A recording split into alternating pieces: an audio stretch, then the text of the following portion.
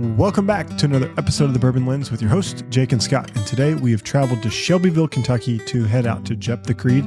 We are joined by Joyce Nethery, CEO and putting her husband in her place. And we are excited to travel out here and try all these whiskeys and to learn their story. So sit back and buckle into the latest episode of the Bourbon Lens. Joyce, thank you for sitting down with us. And we're excited to hear the story of Jeptha Creed from your vantage point. We've heard it from the barrel tasting tour vantage point, but you are the person that really kind of are the crux of all of this. Even though your husband may have came up with the idea, you've kind of put him in his place a little bit on that one. I wouldn't go with putting him in his place, but guys, it is awesome to have you here. Thank you so much for coming to Shelbyville, for coming to Jeptha Creed and hearing and learning us a little bit about us.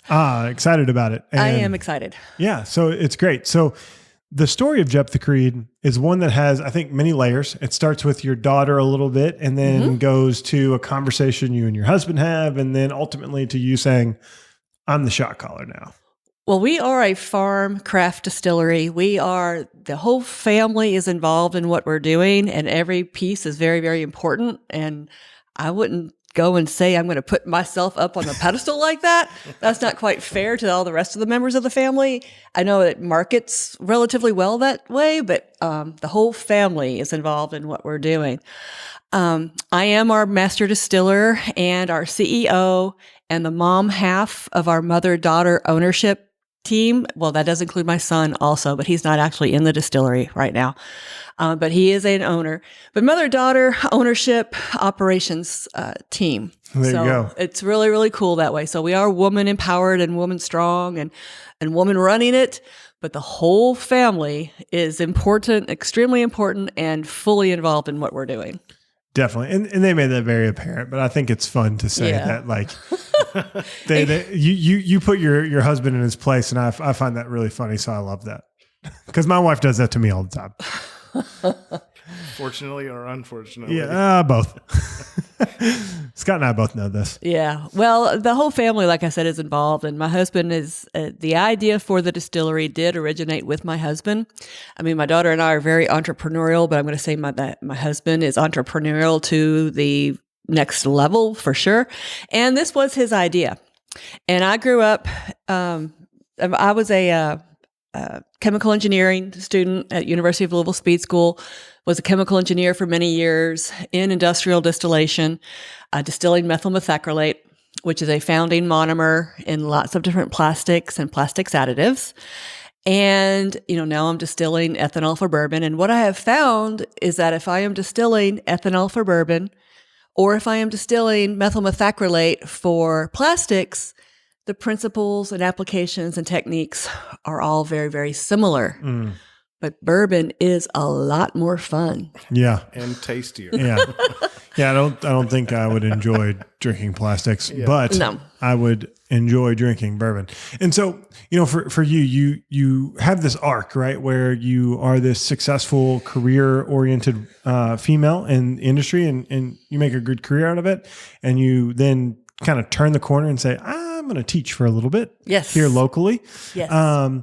But like, what's it like to get back to hands-on application and actually doing the distillation and messing with the chemistry portion of it? Oh, it's cool. It was so much fun. It was really awesome because as we were doing this, I got to lay out all the equipment. I got to size it, the boilers, the chillers, the cooker, the distills, I got to size it and lay out all the piping and put the valves here and the pressure relief valves over there. So that was awesome. And as I kind of look at it, I've got the engineering background, I have the teaching that you mentioned, and then I have a lot of business pieces too. So I left teaching to become a chief financial officer in my husband's companies. So there I'm dealing with accounts payable and accounts receivable, depreciation schedules, and all those really important business, maybe super boring, but really important business applications.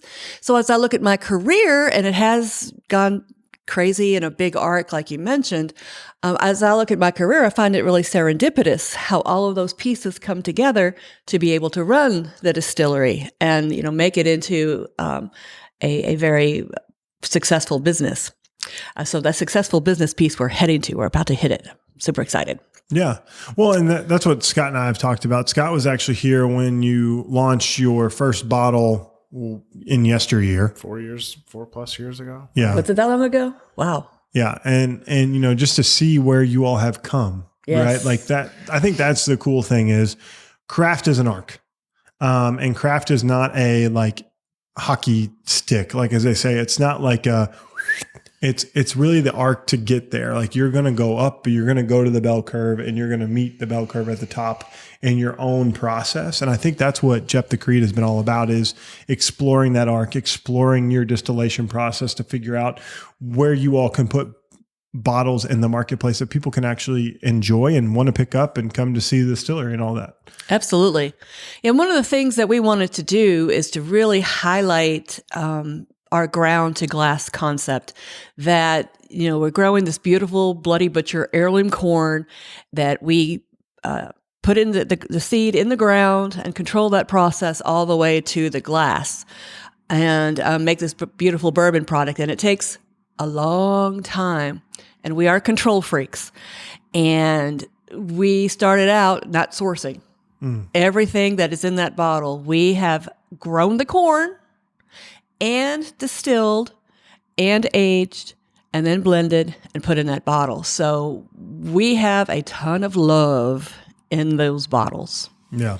Yeah. So very early on, you guys decided, let's do something different with the raw ingredients, right? Yes. So everybody could just yellow dent corn, right? Let's just distill yellow dent corn, see what it turns out after 4 or 5 years, and put it in a barrel, let it mature. But very early on, you guys decided like how important the farming element was to distillation, but then also a small component of that was the heirloom grain. So what made you go down that path as opposed to let's just fire up the stills with some yellow dent corn?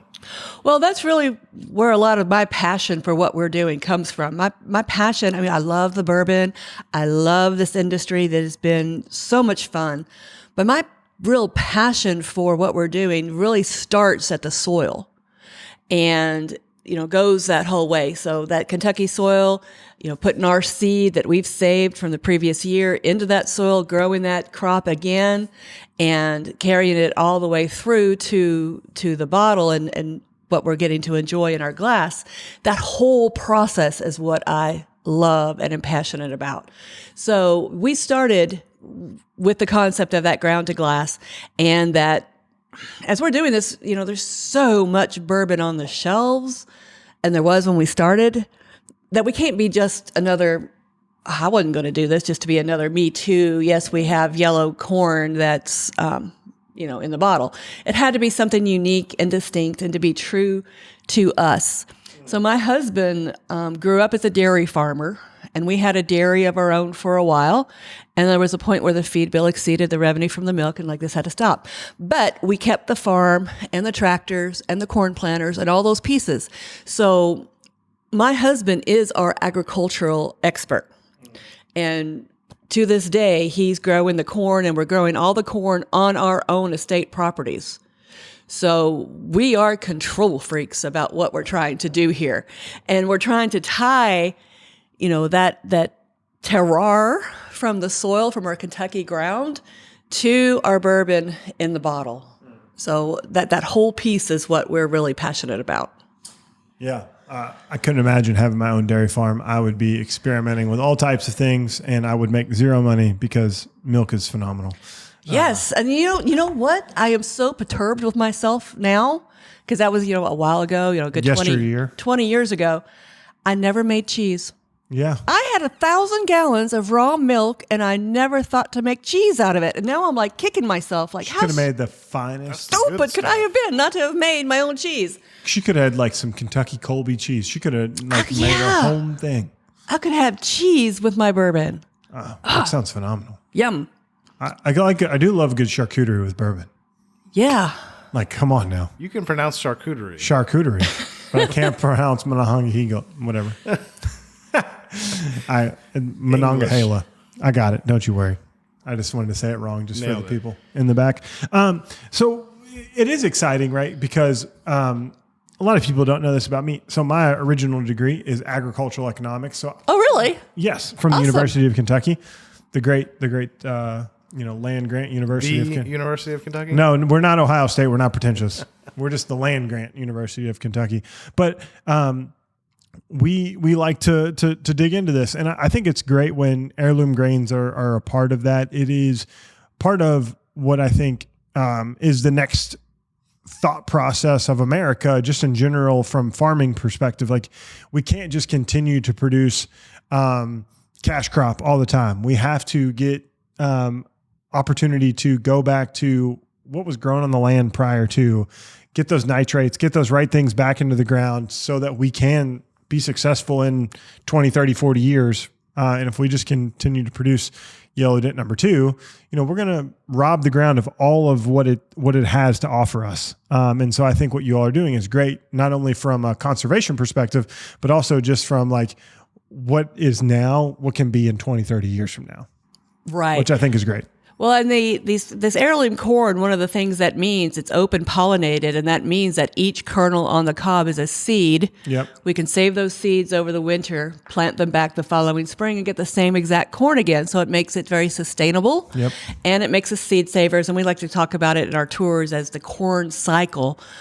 Because as we take this corn, make it into the bourbon, there's a side stream from making the bourbon, which is a spent grain, which we feed to our animals. The animals have a side stream called the manure. The manure goes and renourishes the soil that we then put our seed into. So it's a beautiful, sustainable corn cycle that keeps it all going, just like the way our great grandparents lived and fed themselves. So it is beautiful, and it goes back to nourishing that soil and regenerating the soil, and we just love it. Do you all plant a cover crop or anything in the off season for your all's corn? Yes. Okay. Yes, we do. We have rye out and some winter wheat. Okay. Not a whole lot of winter wheat, but we do have a whole lot of rye out. And we've gotten into the process this past year of starting to crimp it and using that as a mulch, which really helped during this drought that we had this past year. For sure. And I think that's the thing that people, like, as bourbon and whiskey consumers, don't understand. Like, the agricultural component of this is astronomical. It is huge. Because at the end of the day, this is a agricultural product. 100%. And I think that's what people need to understand is, like, not only are you helping, like, pick a name brand, Jeptha Creed, for this conversation, but you're also helping, like, every farmer in and around this area. Because you all do Bloody Butcher, but, like, your rye producers, your wheat producers, your malted barley producers, like, you're helping all of them. And a lot of times those are, your niche farmers that are doing those things. Yeah. And actually that's a product that's starting to get more attention, those small grains, the ryes, the wheats, the barleys. Kentucky in the modern times has not been known as being a rye producer or a barley producer, but we do produce the wheat, but over the course of time, we did produce those small grains. So that's starting to get some more attention, and will continue in the next several years. Yeah. We've heard about that a lot, and quite a bit in Western Kentucky is people planting rye, people planting malted barley because they've heard stories or they've gone back and pick an almanac, I guess. And Farmer's Almanac. Yeah, the Farmer's Almanac, and be like, oh yeah, great granddaddy produced malted barley. And I'm like, really? Like, yeah. Because you only hear about that in Dakota or Minnesota, for instance, right? So it's really interesting to see that kind of come back. And I'm glad that somebody in Kentucky is producing it. Yeah, it's starting to really grow. And this is kind of going to what's usually the end of a discussion is about, well, what do you have laid down? Well, about that cover crop of the rye, and the rye is not varietal specific, for the cover crop. It's just whatever, I guess, they have left over. That's what we planted as our cover crop. And several years ago, about 3 years ago now, we decided, well, we're just going to grow that out. Rather than, cutting it off, crimping it, we're going to let it grow out and see what it tastes like. Yeah. What is it? So that particular year, we had done some commercial contract distilling. So I had raw commercial rye and my husband's rye that he had grown as a cover crop. And I had that grain side by side, ground it up in our stone mill, took it home, made bread, with both of them the same day because I was kind of suspicious because we've heard, Kentucky doesn't make that good of a rye or grow that good of a rye. So it's kind of like, oh, is this really going to be worthwhile? So I made the bread, did them both side by side on the same day, same humidity, same conditions, same everything. And my husband's non-varietal specific cover crop rye was so delicious. It was so good. It had so much more flavor and just components and meatiness, and it was so much better as the bread than the commercial rye I had. I was like, oh, this is going to be beautiful. Yeah. So we did distill it. So we do have estate rye whiskey laid down that is 100% grains grown on our estate properties. There's the answer to your question that you had earlier. I know. I asked that question and they were like, they didn't answer. They're not allowed to tell. Maybe Joyce could say something. Yeah. CEO. I think that's what they led to. The big britches over here. Well, what about rye whiskey? Oh, okay. So that leads me to the question, right? Like, so the other big like hot button issue in American whiskey is American single malt. Have you all played around with any of that? We have played around with very small amounts of that we do have some American single malt laid down. The single malt is that we got it was grown in Scotland. Yeah. So kind of tied to our Néoublé Yeah. and our whole Scottish heritage that we talk about.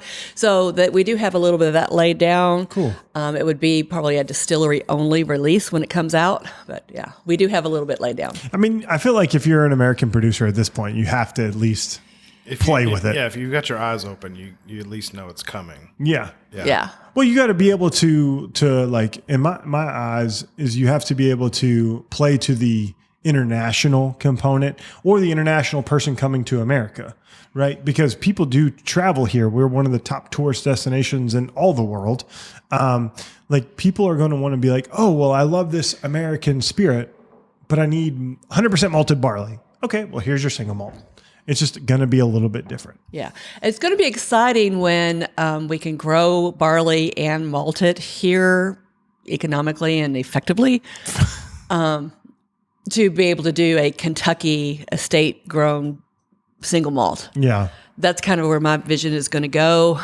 We're not quite there yet. Yeah. We don't have the malting facilities. Yeah. But we are starting to grow out some barley too. So it's going to be a lot of fun. There will be a malting facility in Shelby County within the next few years. Oh, cool. Yeah. Yeah. I forget the we name were of just it, talking about but that. it's like right up by the pilot, by the Flying J.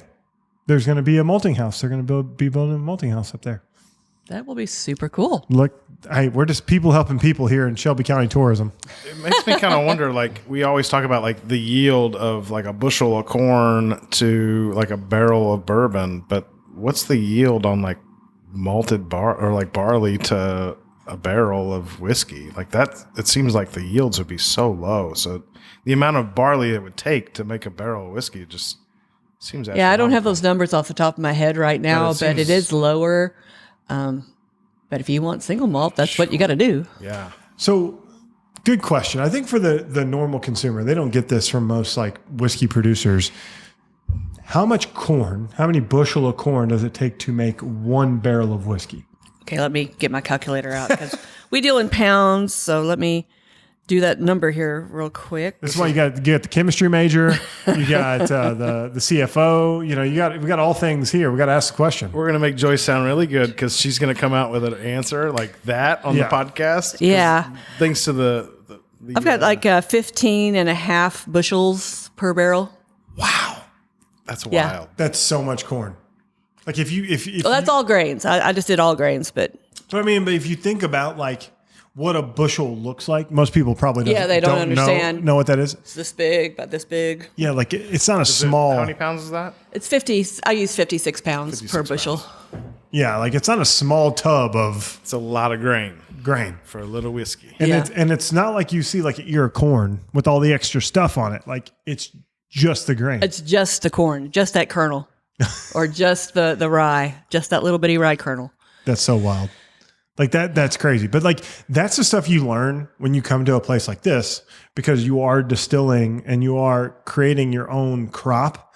Most people are like, oh, well, we have ton trucks coming in and it's like you operate by the ton. People don't understand what 2,000 pounds is. But the amount of land in Yes. some of these farms, you're like, okay, maybe it makes a little sense. So you have 6,000 acres roughly? Oh, we have about 3,000 acres. 3,000 acres producing corn? No, not all of it. This year we grew about 800 acres of corn. 800 acres of corn. And that will produce roughly how many barrels? Well, for us, okay, these are a lot of, you're making me use my calculator here. You're a chemistry major. I'm making you do your math part of the chemistry. It's when you think about it, it's like, it's not. That'd be about 4,000 barrels. Wow. Yeah. Like that's so crazy. Like, so like half the acreage produces half the barrels. Like, I mean, like the whole acreage produces half the amount of barrels. Well, roughly. that's for us with our heirloom varietal. I used 80 bushels per acre.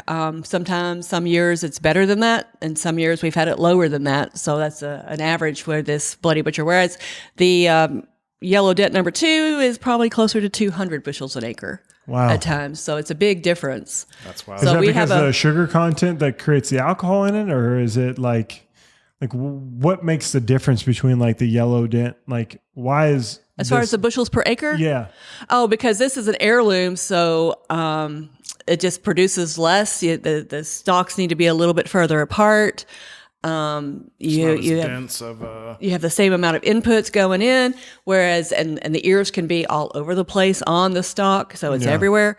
Whereas those Yellow Dent number 2s, they're all real consistent. The plants can be closer together. The plants themselves are shaped, like the leaves are shaped more efficiently than the heirloom corns, and the tassels are more efficient. It's all those pieces are more efficient for producing that yield. Gotcha. The thing is, you give up flavor when you get that improved yield. Yeah.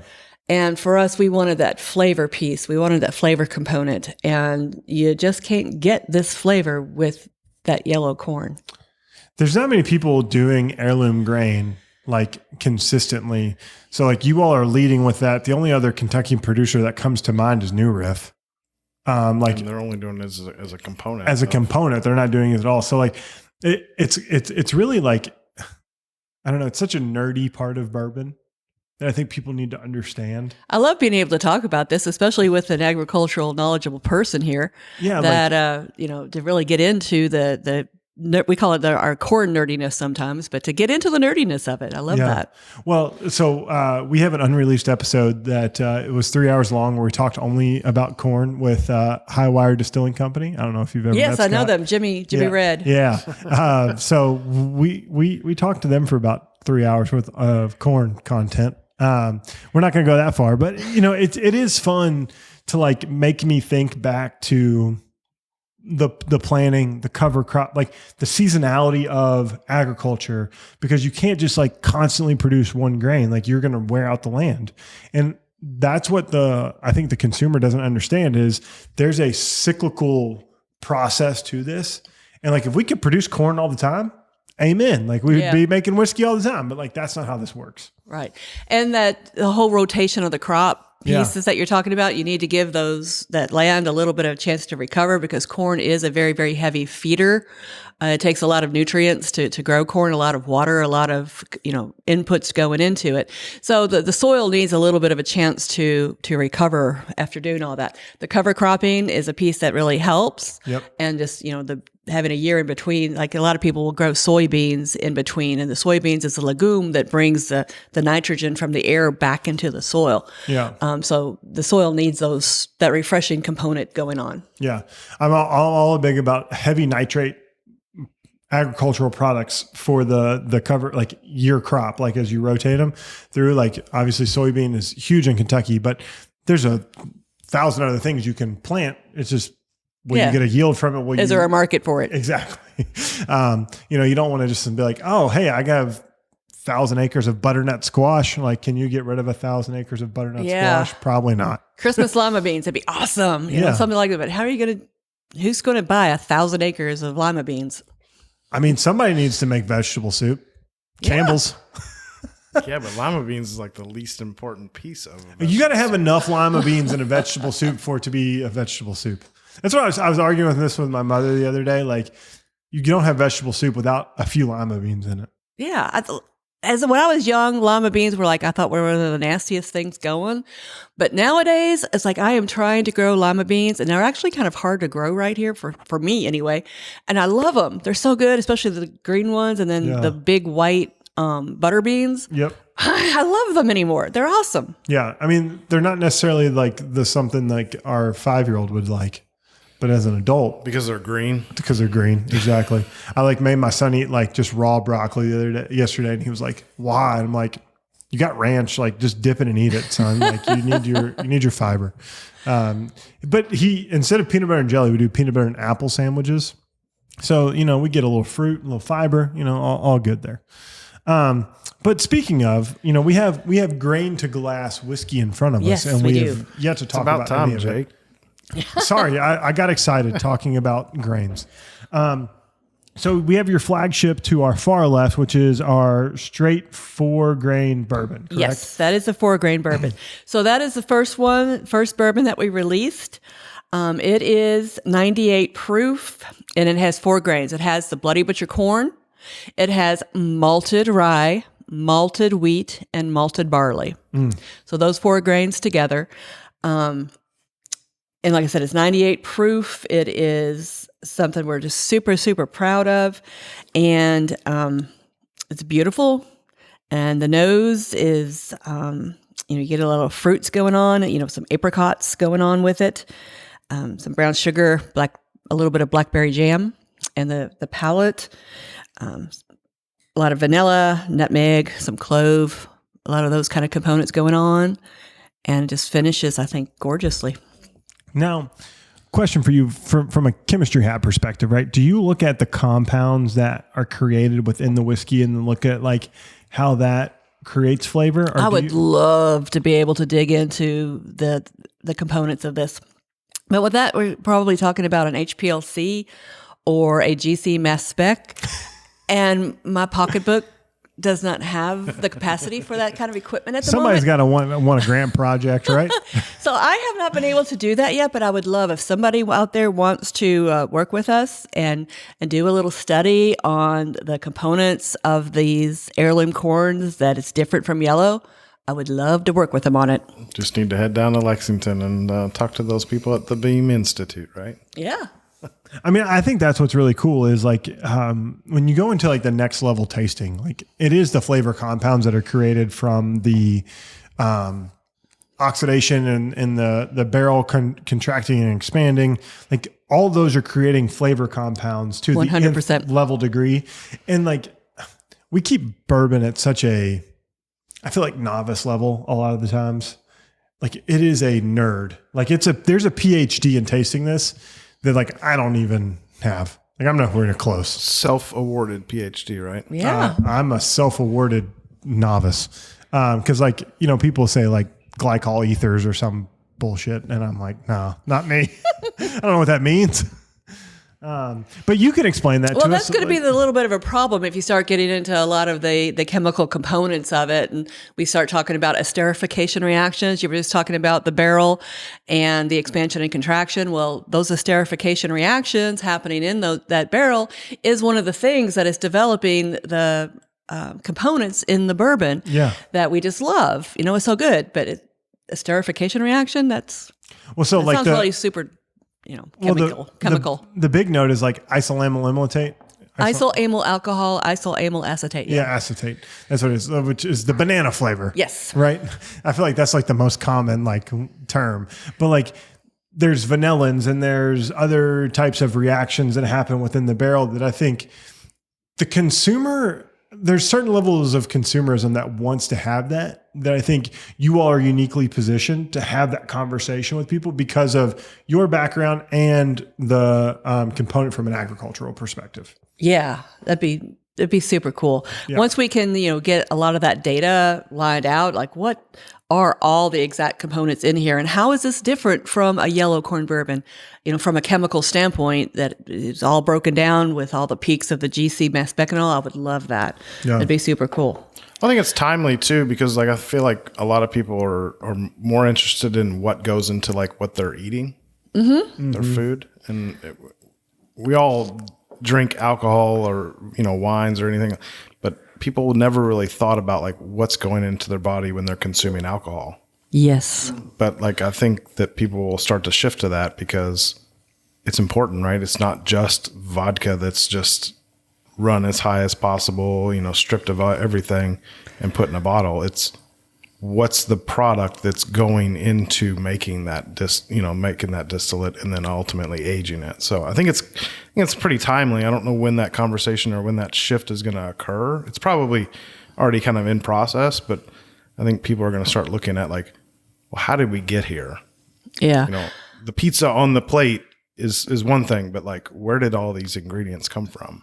Well, I think that's one of the things that we're going to start seeing more and more of, because I think people are becoming more and more aware of what are those components going on the plate and what are those components going in the glass.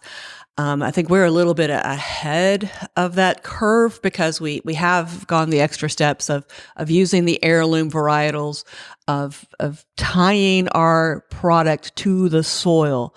But I think we're going to see a whole lot of that coming up. I'll talk about the Maha movement and making America healthy again. I think that is going to tie to, here, and people can become more and more aware of what's actually going on their plate and going into their glass. All right, so you're speaking my language again here. No, not in a bad way. I think it's really interesting because just like we don't know what goes into our Lucky Charms, there's about 7,000 different ingredients that go into our Lucky Charms. We know what goes into this. Yes. Right? Yes, I would agree.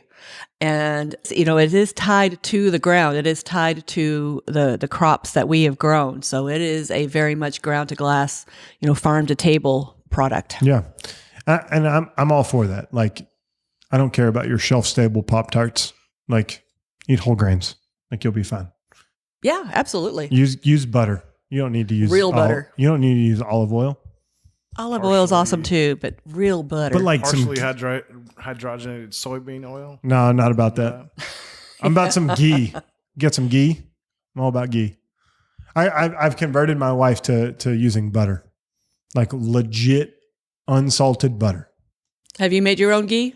I've not. I've yet to get my butter milking on, but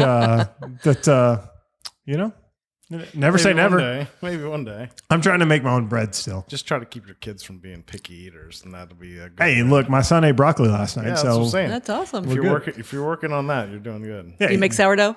So that's the next thing. So his wife made sourdough and sent my wife a recipe, and she's like, "We need to make sourdough. We have not made it yet, so we need to make." We sourdough. offered you some starter and everything. I know. I need to get it. We were going to help you. I've started some sourdough. Yeah. Starter also, getting it going. Yeah. So like that's the thing. Like I love bread. Like people say you don't need carbs With butter, of course. Hey man, like honey butter. What do you mean? Now Like we're talking. Yeah, we're just With local honey exactly from the bees Texas Roadhouse. outside. I'm just doing damned. good for the earth. I'm here for it. My ribs are here for the stickiness too. Yeah, really. But I think that's what's fun. Like is make America healthy again doesn't necessarily mean like you're gonna get rid of all these saturated fats or anything like that. No, you're just gonna like simple, true ingredients. And like, that's what our body's used to. That's what it came back from. And like living off the land, there's Alan Bishop was like, I'm sure, Alan at this point. Who Yes, in French Lick. Yeah. And now somewhere else, but like, treat the grain with the respect, right? Like, I think that's what we need to do is like in this movement, treat everything we do with respect. Yes. Right. Because knowledge. Yeah. Know what it is. I mean, to me, that's part of the Maha thing is that we can know what it is that's in that package of French fries when you go to McDonald's. Is it 17 ingredients or is it just like 2? Potatoes. Yeah, potatoes and tallow. Salt, Oh, they put sugar in their French fries. If you didn't know, now you know. It's an addictive factor. That's how you. I know. That's why I stay away from McDonald's French fries. But anywho, let's talk about this bottled and bond Kentucky straight bourbon, 50%. Yeah, I was just going to say we got another bourbon here. We got 100 proof. This is a 75 Bloody Butcher, 20% malted rye, 5% malted barley. Now, we know you like the wheated. Yes, originally when we started out, you all guys got to hear the story about how we thought Jeptha Creed was going to have one bourbon when we started out, and that it was probably going to be the multi-grain 4-grain here. But then we did our experiment, making sure that this Bloody Butcher corn was going to make an excellent bourbon. And we did an experiment, and the first batch that came off the still was the Bloody Butcher corn with the malted wheat, because the malted grains came about as a screw up somewhere during that experiment that we loved and just kept. So that was the first batch that came off the still, and I thought it was beautiful and smooth and gorgeous. And I'm like, this has got to be our bourbon. It was so good. The next day, the Bloody Butcher corn with the malted rye came off the still, and my husband loved it. And he's like, no, our bourbon can't be the wheat. It needs to be the rye. And I'm like, nuh-uh. So we ended our experiment with Jeptha Creed ultimately having 3 bourbons. Now we have 4, and there could be more in the future. But right now, we ended that experiment with 3 bourbons: the malted bourbon for me, malted wheated bourbon for me, the malted rye for my husband, and the 4-grain that we'd really envisioned in the first place. Now, I did love it. I do love it, but the red, white, and blue has got... So your baby? It's got to be... Well, I mean, saying which one is your favorite is like saying which one of your kids is a favorite. You love them all. But I think if I'm going to say that my favorite is the one that has the most ground to glass concept involved in it, it is the red, white, and blue. So the red, white, and blue would now become my quote-unquote favorite. So, but it has the same mash bill as this bottle and bond that we are tasting right now. So this is, like I said, 75% Bloody Butcher corn, 20% malted rye, and 5% malted barley. It has a little bit more spice going on.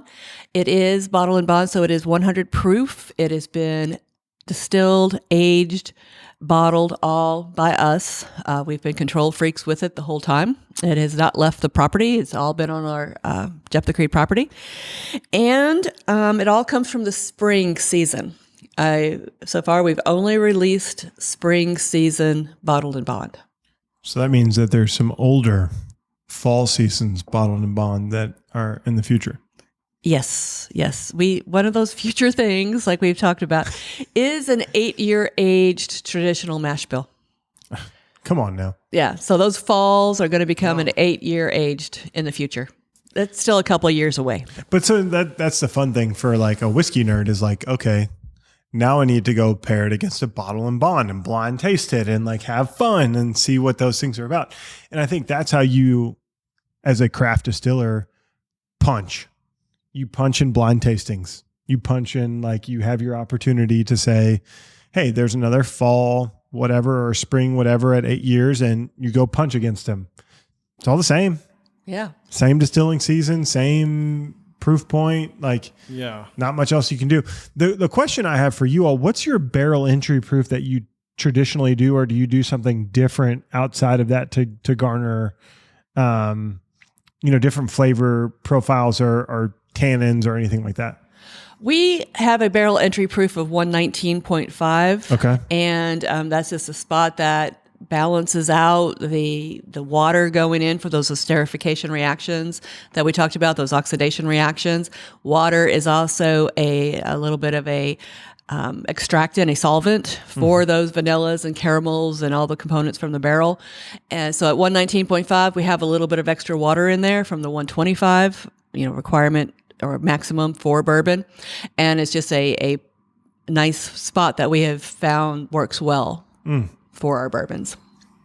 Nice. So going back to the 4-grain, at 98 proof, very close to 100 proof. Very close. Could this be a bottled and bond, or was that a strategic choice because of the batch sizes? It was a strategic choice at the time that we started. We did originally release the 4-grain as a 2-year straight bourbon. It has gotten to age up as we've aged up. And we did a lot of different proof points at the time we were getting ready to release the 4-grain originally. And 98 is just where it shined. Yeah. I felt that was the best flavor profile. So 98 it was. Cool. So moving into this next one. So I went ahead and picked up the 6-year-old wheated. This is the most perfume-like whiskey of the bunch that I've nosed, right? It is. Yeah, this is got some potpourri, like is the best way I would describe it to it. Where it does have earthiness, it does have herbalness. It's got like all of that going on. What creates I'll call it beauty of the profile here versus, your same mash bill in the rye. Like it's the same mash bill, totally different. Except the small grain. Malted rye. This is malted wheat. Yeah. I think the difference here in that beautiful potpourri aroma that you're talking about, that has to be coming from the malted wheat, and the 2 years of additional aging. Yeah. We let this sit and age additional time because one, we thought it needed it because the rye just seems to age and mature faster than wheat, and we needed a little bit more time to achieve this bouquet. Which is just gorgeous here. So this is one of the ones that we did originally start distilling.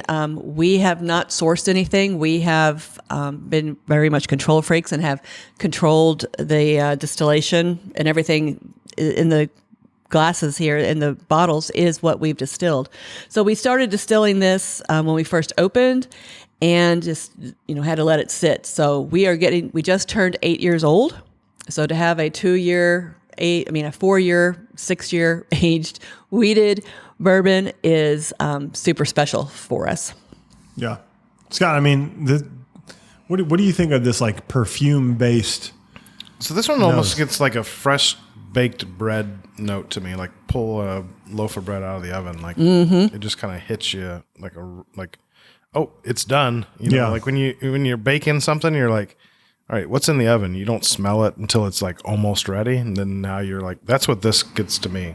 Yeah, that bread component, we have that in our tasting notes here with the palate. And to me, I had this very specific thing when I tasted it. And it was a cinnamon bread, an artisanal cinnamon bread that you pulled out with a little maple glaze on it. That's what I taste when I taste it. It's almost got like a rosemary note to me. Oh. Like very fragrant. I think a rosemary is fragrant. This is fragrant to me, which is not a bad thing. Like I think those are the components that like lean to malting a wheat versus a non-malted wheat, right? Like what does that grain do from a secondary perspective? Because we think about wheat, we think about softness, and we think about like rich palate. Pick a wheated bourbon. Maker's Mark, Weller, whatever, mouthfeel, viscosity. This has that, but it's instead of like being soft, it is vibrant and it picks up the punch. I'm just trying to think of any other malted wheat bourbons or malted. You're going to be hard pressed. Yeah. Some of that punch is also coming from our Bloody Butcher corn. True. That we get that depth of flavor that, I always use the word earthiness, but that depth of complexity with that Bloody Butcher corn also that I think works beautifully with the malted grains that we have going on. It's got a nice like lemon pine kind of note going on. Like I hate to say the word pine sol. I love pine sol. Most people probably don't. Don't call it pine sol. No, I think pine sol is like the best like smell in the world. Like my mom used to clean the house in pine sol. Like on the nose. That is clean. Maybe a lemon verbena or something along that line. Sounds fancier. Yes, much better than pine sol. We need the marketing folks. Christian? Whatever Joyce said. Yeah, lemon verbena. Yes, lemon verbena. Never had that either. But it's a term of endearment. It is. I'm telling you, my term of endearment is like if it smells like orange, like cheap orange candies or pine sol, I'm in. Pine sol, no. We're not going to talk about pine sol, no. Oh, okay, how about Murphy's oil? Well, see, I love the smell of Murphy's oil, and the whole that takes me to cleaning leather, which takes me to horses, which puts me in a horse barn, which is my happy place. And as I want to talk about some of the flavor profiles in our single barrel program, I wanted to call one of those profiles the horse barn, and my marketing team totally rejected that But see, the Murphy's oil soap takes me there. I agree with you. That's right. See, But let's not talk about that as about far as memory creation. Like it is like that. It's so. The other thing is, I was mopping floors with Murphy's oil this morning. That might be a little bit of my issue. Yeah, So I don't want to say that we're drinking Murphy's oil soap. no, let's not do it. But we'll talk about America here. Red, Yes. white, and blue. Red, white, and blue. So that means we got red, white, and blue corn. Yes. So for the red, white, and blue, we opened to the public on November 11th of 2016, which was Veterans Day.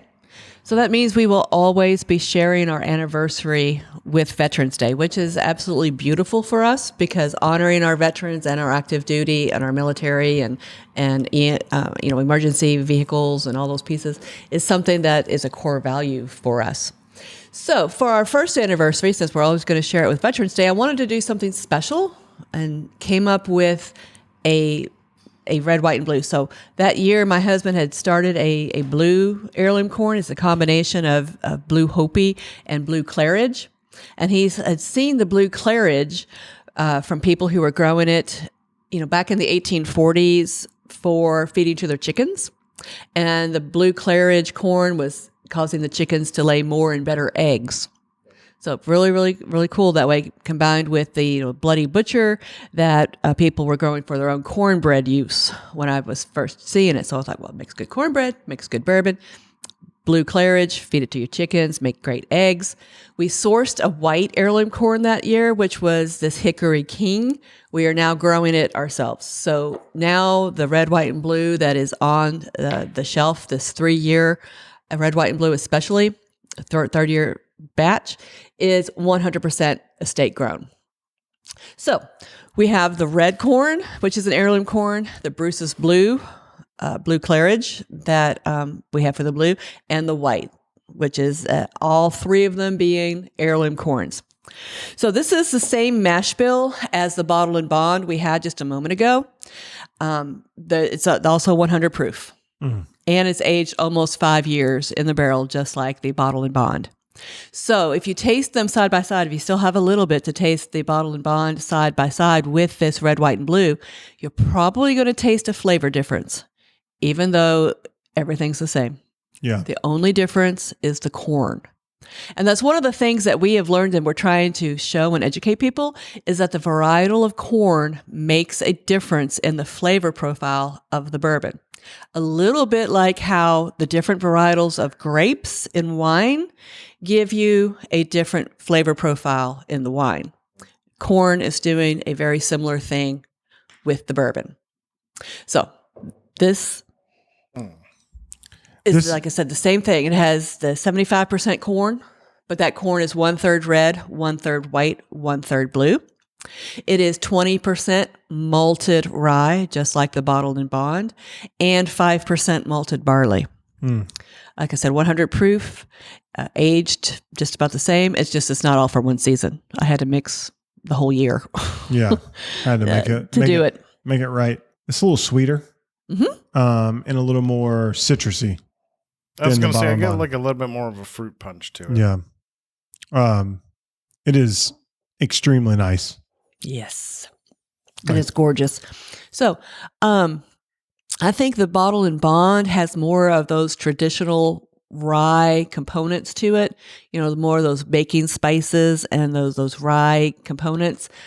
This red, white, and blue has it also, but I think with the bottled and bond, the Bloody Butcher corn gives us that complexity and that earthiness and that deepness of flavor that is toned down in the red, white, and blue with the white and the blue corn. Yeah. Because they do not have as much of that earthiness as the red. I think it's like more rounded off. It's more rounded off. I think a lot of people would say it's a little bit more balanced. Okay. Because it doesn't have as much of that earthiness. That it has some, but it's balanced with the other corn varietals. So it's a little bit smoother, a little bit sweeter, a little bit not as punchy. So Blue Claridge is one of my favorite releases that New Riff has done. Right, they did 100% Blue Claridge corn.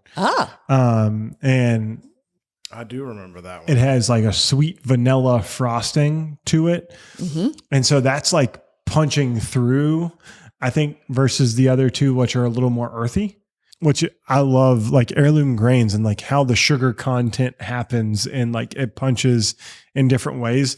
It's a lot of fun. I think heirloom grains like are the wave of the future of bourbon. It's not barrel finishing.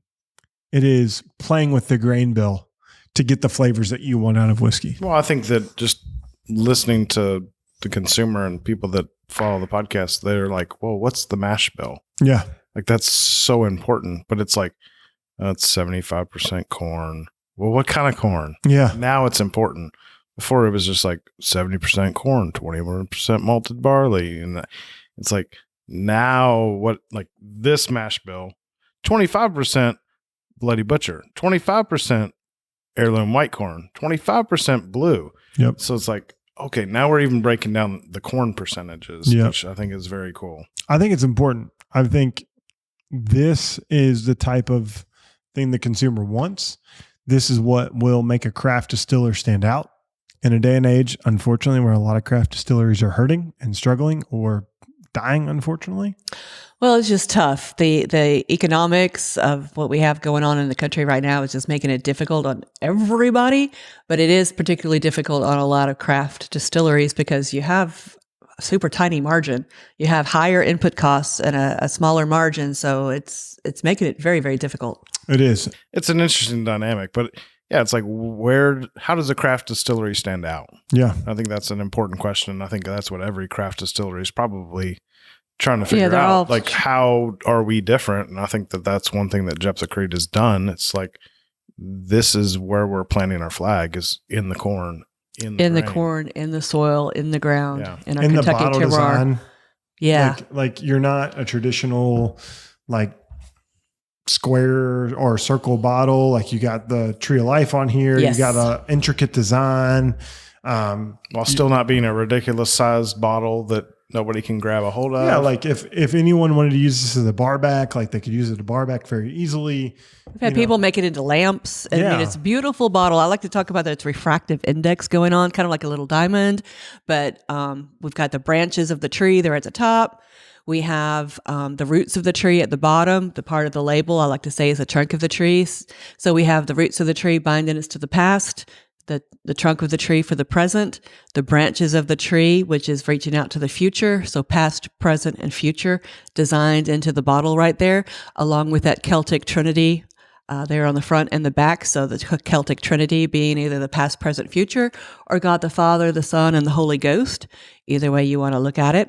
And then if you look at the very bottom, I don't know if anybody's told you this part, but if you look at the very bottom there, we have our family motto on it, and it is Ne Ouble, which is ancient Scottish Celtic for don't forget. So now when I talk about that, I like to say and joke, if you get to the bottom of the bottle, you can Ne Ouble and not forget to get your next bottle. But that is a family motto that Autumn found while she was in Scotland. She found one thing, that she doesn't like chemistry, so she wasn't our master distiller, isn't our master distiller. And the other piece she found is the family motto, which is that Ne Ouble. So it's really awesome. And now you need to Ne Ouble and not forget about this podcast and make sure that you listen to the next episode of the Bourbon Lens and grab your next bottle of Jeptha Creed. You got something fancy over there that's an unmarked bottle. So it's an unmarked bottle. And as we talk about this a little bit, it's going to be, you guys are the very, very first ones to ever hear this particular piece. And the company here, Jeptha Creed, our company name is Rut and Strut Distillery. So Rut for the time to hunt deer and Strut for the time to hunt turkey. So that's very much about who we are and what we're about, being that soil and ground and glass. And we are, as that company, Rut and Strut Distillery, branching out next year into another product line, another brand name. And Breaking news. Breaking news. You guys are the first ones to get to hear about this. And this is Papaw's Ridge. Papaw's Ridge. Hey, so I had a Papaw. I did too. I had two of them. Papaw was the best. Yeah, Papaws are the best. And we have inheritance of property from my husband's dad.